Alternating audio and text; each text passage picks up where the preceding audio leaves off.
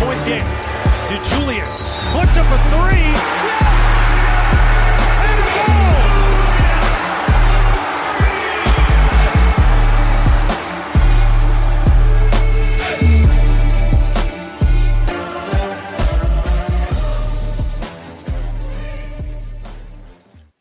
Bearcat Blitz, starting up another show on the Believe Network.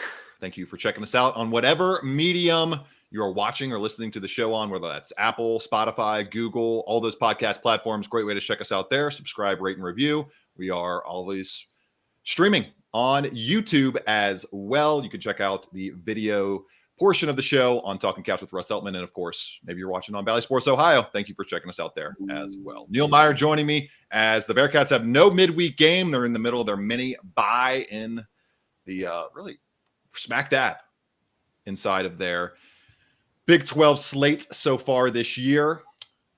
4-5 overall. They need to go 5-4, most likely down the stretch to get into that NCAA tournament. And we will dive into all the things Wes Miller said in his press conference. Look at Tyler Betsy talking about Cincinnati and his excitement to be a Bearcat, the third highest rated recruit in the 24/7 sports era for Cincinnati. A lot of excitement for him and the just high level of talent coming into this program over the next couple of years. We'll check in on the NCAA tournament projections, and then we will give a little quick Houston preview, top player to watch for each of us, and a prediction for a game that Cincinnati is expected to lose as an ESPN matchup predictor underdog right now on that service. It's playoff time, and the usual suspects are heading to Vegas for the championship as we discuss Bet Online. Our partners at Bet Online are your number one source for football odds, stats, trends, and lines, with everything from point spreads to hundreds of bets on everything from the coin toss to the color of Gatorade. Bet Online is the number one source for your championship wagering. Head to Bet Online and join today to get into all the action. Bet Online, the game starts here. Neil, Wes Miller goes through his mid-Big 12 conference play press conference yesterday. Biggest takeaway for you from that press conference as we move into the middle of Houston week?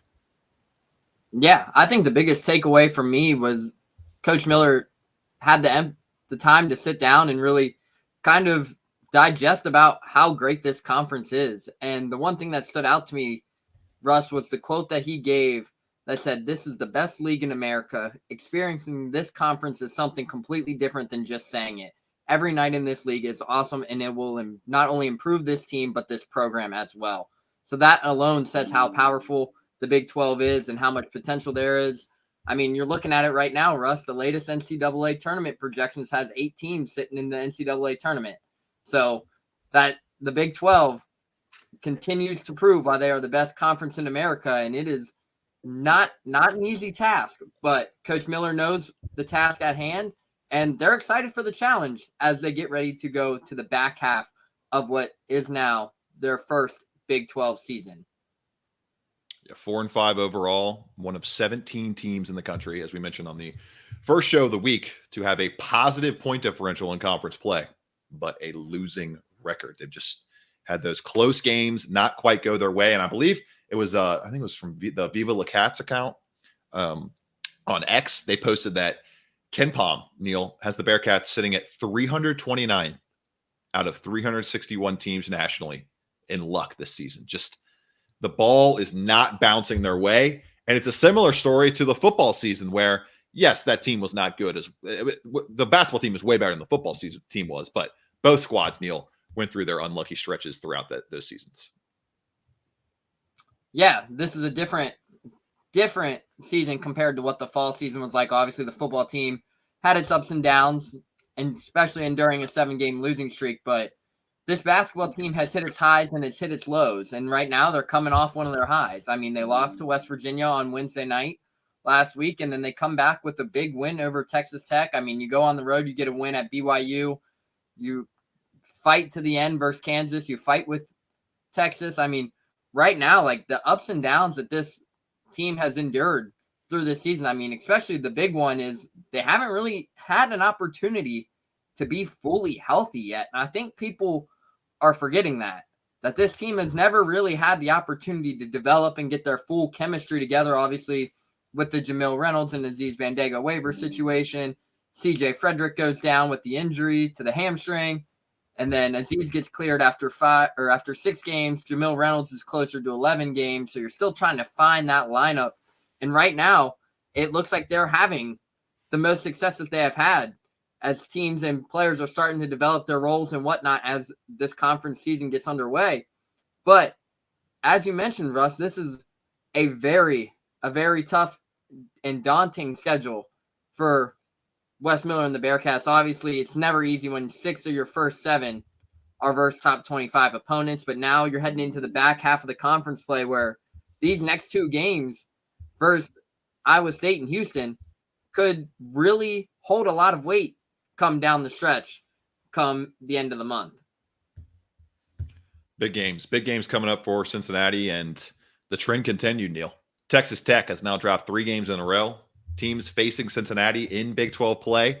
The following game in their conference stretch, 0-9 this season, 0-9. So like we said, the identity is built for UC. The physicality is there. They are bringing pain and bringing we have to be very prepared mentality from their opponents each and every time in this league. And that's exactly what you want to see in year 1, on top of an NCAA tournament berth for the first time this decade. That's exactly what fans want to see as well. And they're pacing towards that. We'll get to that in just a few minutes here on Bearcat Blitz in terms of just where they stand on the overall projections. We didn't have a lot of the hard data come in from the overall weekend results on our Monday show. Got some more hard data to dive into on that respect for our late week show. Biggest takeaway for me, Neil, was I wanted to ask about Jamil Reynolds. I wanted to see from Coach Miller's perspective why it's been such a slow start. Why is Jamil Reynolds 13 games into his Bearcats career averaging just 5 points, 3.6 rebounds, and 0.4 assists on 48% shooting from the field as a guy that should be, from where he's taken his shot diet from, up near 60% from the field. And he kind of laid out, Neil, the fact that, and it makes sense, and I could see this being the reasoning, and it makes sense, how Jamil is basically what? He's 10, 12 games behind everybody else. He didn't have any of that non-conference. Not that he had a couple games to get into the non-conference, but not the majority of the double-digit plus games that players had already found a chemistry with each other in, had already gone through the growing pains early on of this new roster coming together, which is so often the case across college basketball at the beginning of seasons nowadays. So that's the reason why Jamil has not been as impactful and has therefore not played the minutes diet that we would expect to see from a guy who was one of the premier transfers of the past 3 to 4 years. You could argue Jamil Reynolds was right up there with, Jamil Reynolds, Aziz Bandaogo, and Simas Lukosius are the 3 most sought after, best, most talented transfers that UC's brought in under Wes Miller. And Jamil Reynolds has really been the only one that hasn't made an impact so far this year. I think it made sense from Wes, and he went on to say that he believes Jamil will make a big impact for this team and will have an ultimately larger role moving forward. But I think overall, it's a solid reasoning, but time is ticking a little bit here, Neil, where, there's only 9 games left. At some point, you just run out of games to be able to make an impact, and we'll see if he can make an impact moving forward, as he has put up back-to-back games with 4 points and 10 plus minutes. But for what he was expected to give you throughout the year, it is not at the level of which that expectation is meeting. Yeah. And certainly a great credit to that has been the 10, 12 games that he missed. I believe it was game 11 when he came back. And heck, he didn't even get really time to practice before the Dayton game, before they found out his waiver was cleared. So, he didn't really get time to go through the He has been practicing with the team the entire time. The entire time he's been on campus. He has not been restricted from practicing. Yeah, so he was practicing, but he didn't have the aspect of, hey, this is what the scout's going to look like. This is your matchup. This is your assignment.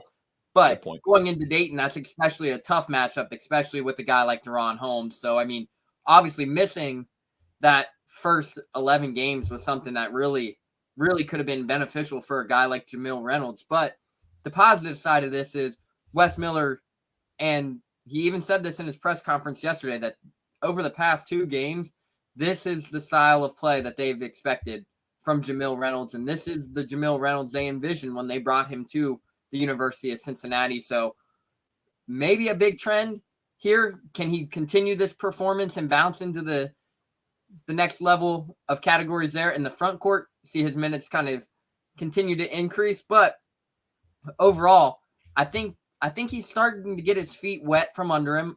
And now that he's got that experience under him, I think he's back into the right shape and continues to get these minutes, get experience out there on the court, and the chemistry is building. I think right now, down the final 9 games, I think we can really kind of look as Jamil Reynolds potentially being one of those players that could contribute and be a huge factor to this team for the final 9 games of the season.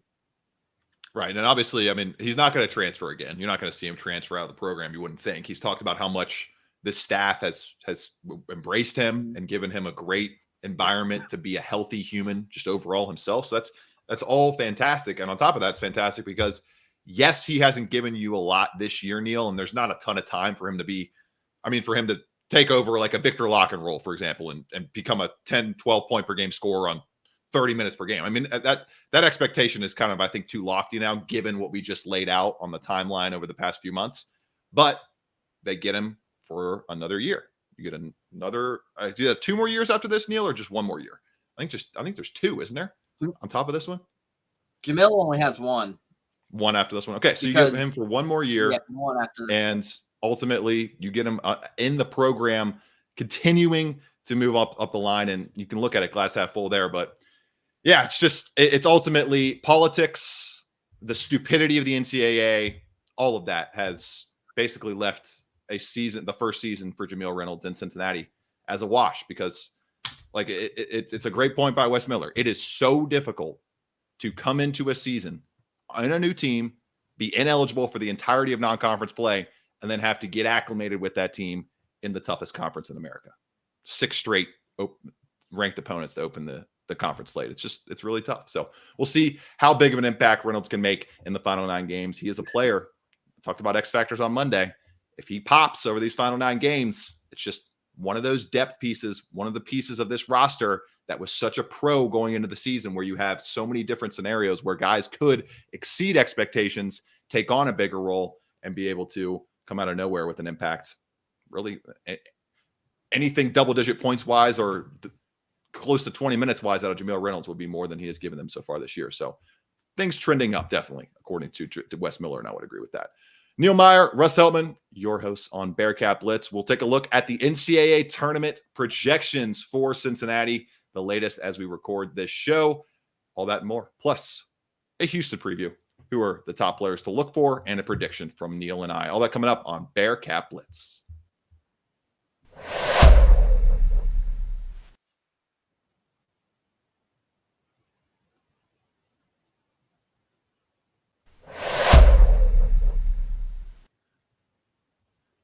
The Bearcats were off the NCAA tournament bubble, Neil, and now they're right back on it, and in some corners skirting off the bubble a little bit here into a firm NCAA tournament team. When we look at ESPN's first bubble watch of the season, they have Cincinnati as one of those bubble teams. They're one of the bubble aficionados there. Bearcats, a work-to-do team for ESPN. When we look at the overall bracket matrix, all of the 93 plus certified brackets that get put in the bracket matrix and kind of judged year over year, Cincinnati is on 55 of those 93 brackets, Neil, slated as a 12 seed in the Big 12. It's kind of feeling like they're hanging around the 9 to 12 range, that kind of last 4 in, first 4 out, kind of next 4 in type of range. They're bouncing around it. And with 2 wins over the next week against ranked Houston and a surging Iowa State ranked team, Neil, they will be fully off the bubble and a lock to make the tournament. In my opinion, you'll be seeing them in the range of a 6 to 8, maybe 5 to 7 seed at that point. But if they go 0-2, you're right back off the bubble. You're going to be out of the projections. And if you go 1-1, especially if one of those, if you at least go 1-1, I don't really think it matters which one you beat in terms of the overall projections. I think they will just be kind of sitting where they are right now and continuing to tread water, hang around in that kind of last grouping of teams to get into the dance. Yeah, and they've been sitting on many first 4 out, final 4 in for maybe the span of the last week and a half, but I said it on the last episode, Russ, that I thought they have to go 3-1 in this stretch, and they got to get one or potentially two versus a Iowa State or a Houston. Obviously, you would love to get the one at Houston, especially being at your home court. You know the rivalry. Houston is 6-0 versus Wes Miller during his tenure as Cincinnati's head coach. So I think they've won, 9 in a row against the Bearcats? Is that how many it is? 9 in a row. And for fans who also remember, they have eliminated the Bearcats the last 3 seasons in the AAC tournament. So there's a lot of history here. Kelvin Sampson does a fantastic job with his squad down there at Houston. And they're coming off a huge win over Oklahoma State. And Russ, I think we have to talk about this as well. What could happen if Kelvin Sampson is facing a potential fine after his ejection, or maybe even suspension after his meltdown the other night? Well, we know a fine isn't going to matter to the matchup, but a suspension, now that will definitely matter. Yeah. Because we know, I mean, Kelvin Sampson, and that's I wonder what that projection would be, Neil. I don't know if anybody's done this, but the most valuable college coaches in the country to the spread. I mean, I'm sure Kelvin Sampson would be up there on that list. He'd be in the top 10, I think. He's one of the top 10 coaches nationally. Yeah, absolutely. And I mean, this Houston team, they're tough and gritty, but for them to really solidify their spot in the tournament bracket, I think if you can go 1-1 here in the next 2 versus 2 top 25 opponents, you find your way off the bubble and you're sneaking in, as long as you don't get blown out by one of them. If you get blown out by one of them, I think it kind of might even be one of those wash situations. But if you can steal a win versus Houston or an Iowa State, they know it's going to come down to, at this point, Russ, you're going to have to win 1 or 2 of those games that you're not expected to win to solidify that spot outside of the first 4 and final 4 in. They know that. So, I mean, right. If you can get one now, get it early versus Houston at home, I mean, you know how electric they have been at Fifth Third Arena this season. So, I mean, they can get it done this Saturday, keep this momentum building following their win over Texas Tech. You get 2 in a row heading into Iowa State. You're sitting great right now if you're Wes Miller and the Bearcats, if you can get this job done versus Houston. But in order for them to solidify their spot heading into the NCAA tournament, I think they have to go 3-1 over these next 3, or 2-1 over these next 3 games.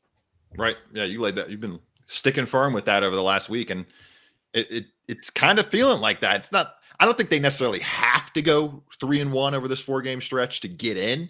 There's obviously more games left, and maybe some upsets could happen in that sense. But yeah, I mean, if they go 3-1 here, Neil, and the lone loss is to UCF, or they lose Saturday, they beat Iowa State and they beat UCF. I mean, there's just, like we've been saying, there are not many scenarios with the games left, the opponents in those games, and the quad 1 versus quad 3 chances that are still on the board.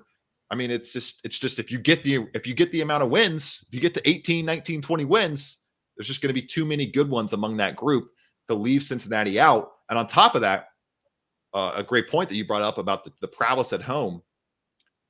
Neil, they've lost what, 1 game this season by more than 6 points, right? And that was the Dayton loss. Yep. Outside of that, it's been a crunch time type of game at least every single time out there for this crew that Wes Miller has put together. So that's another thing that I think needs to be highlighted for this team is, sure, like, you want to win all those games. You want to win all those close games, but it's one thing to be up and down. You got a good record, but it's another thing to have a solid record like they have and never get embarrassed. They never have been embarrassed. They put up some bad performances here and there, Neil, especially on offense, but defensively, it's been lights out solid throughout the majority of the season and getting better throughout the majority of the season, especially since the calendars turned to 2024. And they have just consistently met the mark, met the moment on at least that end of the court every single game. And it's allowed them to stay pretty firm and stay high in the net rankings. I think the reason they only dropped 1 spot in the net ranking last week, despite the loss, the bad Q3 loss, the first Q3, Q4 loss of the season to West Virginia, was because, Neil, as you and I have just mentioned, they have not been blown out. They don't get destroyed very often, and that helps your net ranking metrics. We know how much those blowouts factor in. Yeah, and if you can keep that mentality and keep your wins and your losses close, I think they can definitely build their resume that way as well. But it's definitely going to come down to these next few games. And as you mentioned, the West Virginia game is the only game that really kind of hurts them. But you also have to factor in how good West Virginia has been at home this season. I mean, they've beaten Texas, they've beaten Kansas right there on their home court. So, I mean, right. And right there, with a lot of the season, Neil, they haven't had Jesse Edwards healthy. He was out for almost 2 months. They didn't have Raekwon Battle in a similar situation to what Jameel Reynolds went through in terms of the massive amount of games those two guys have missed. And it's they hard didn't to have integrate Kerr these Carissa guys either due to the suspension.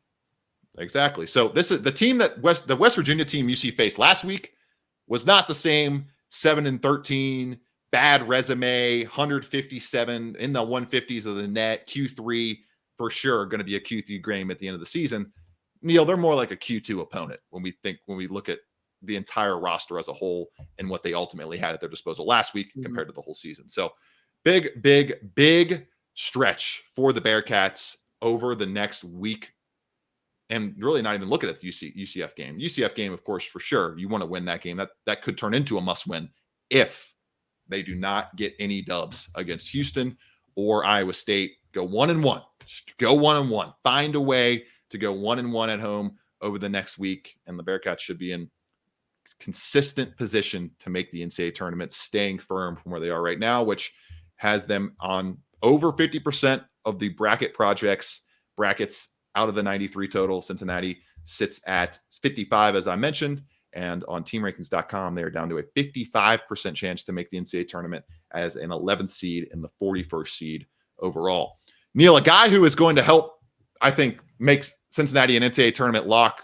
I'll say it now, before Christmas next year, before the Big 12 schedule even starts, is Tyler Betsy. He is an unbelievable talent, unbelievable scorer coming off a 35-5 game this past weekend on over 50% shooting. He was sounding very, very excited to get out to Cincinnati very soon and start his college career. Betsy was talking to, who was he talking to? Doolin Ludy, saying, quote, honestly, just looking forward to play a Big 12 schedule, be in primetime basketball. I go home, I watch Kentucky, Kansas, UNC, all that, just knowing that that's going to be me next year playing on TV, representing my family, representing me. It just means a lot. And I'm excited to play in big arenas and big games for sure. You know what, Neil? I think this is one of the big reasons for me why college basketball is such a better sell than like the G League or going to Europe or anything like that for these top 40 highly elite players, is because you get to play in these major environments as opposed to some empty arena in Rochester, New York, where there's nothing really on the line. Real quick, what do you think about Tyler Betsy's comments on the Bearcats? Yeah, and everyone who has followed Tyler Betsy knows the caliber player he is. I mean, he's a top 50 player in the class of 2024, had nearly 35 different offers, chose to come to the University of Cincinnati, and he's going to be a big addition. And you pair him alongside with a guy like Tyler McKinley, you still have Rayvon Griffith, who's redshirting this year. The future is very bright for Wes Miller and the Bearcats. And Tyler Betsy, as you mentioned, Russ, will be an impact player for day one come next season. And it's going to be an exciting time. 6'7", long wingspan, can shoot the ball, a lockdown defender as well. It's going to be a great opportunity for him here at Cincinnati to kick off his collegiate career. Number 5, Houston, coming to town on Saturday. Players to watch and a prediction coming up.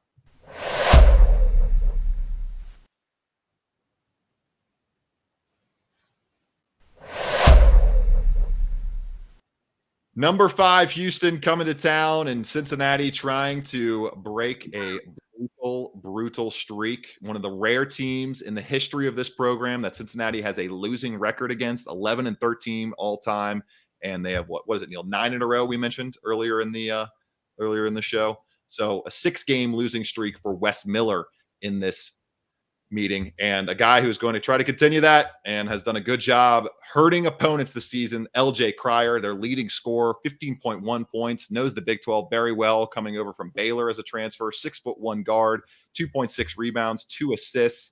He's just solid across the board. 38% from 3, does a great job getting to his looks from outside, gets up a bunch of them at 7.8 attempts per game, is a solid rebounder, as I mentioned.